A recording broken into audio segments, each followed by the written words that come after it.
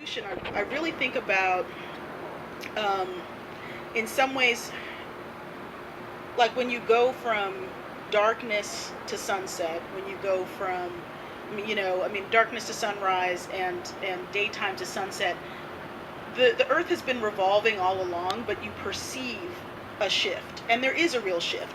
And so to me, revolutionary aesthetics are moments where we perceive a shift in how we look, dress, act, and feel that has some impact on society.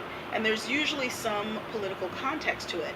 And so I was trying to explain to a friend of mine at work today, like what I was talking about. And so I have this image, this still from Eyes on the Prize, where the Reverend Fred Shuttlesworth and a couple of other guys are walking down the street in suits.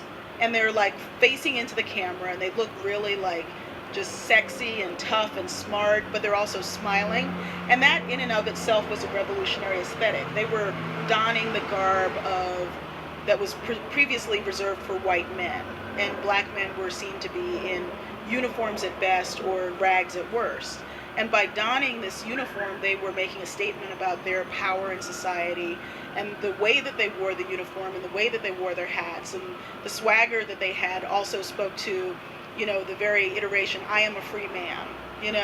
So revolutionary is not always transgressive in a kind of, in the sense that we think of it. It can be transgressive because you're assuming the mantle of someone else's power.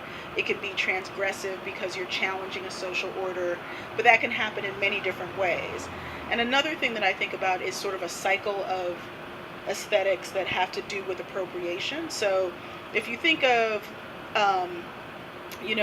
the sort of voguing ballroom culture where you had mainly young gay men of color, and then you had someone like Madonna appropriate it for a pop song, and then you had teenage girls all over America voguing, you saw an interesting cycle of appropriation where you have sort of a homegrown culture, which was itself playfully derivative of everything from runway culture to, social clubs, any number of things, which then was appropriated by a major pop figure, which then was, the sort of the veneers of the aesthetics were taken on by people who didn't really understand anything about the roots and couldn't care less.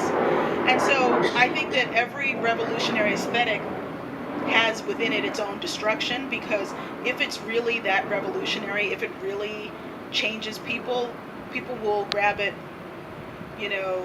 market it, sometimes dilute it.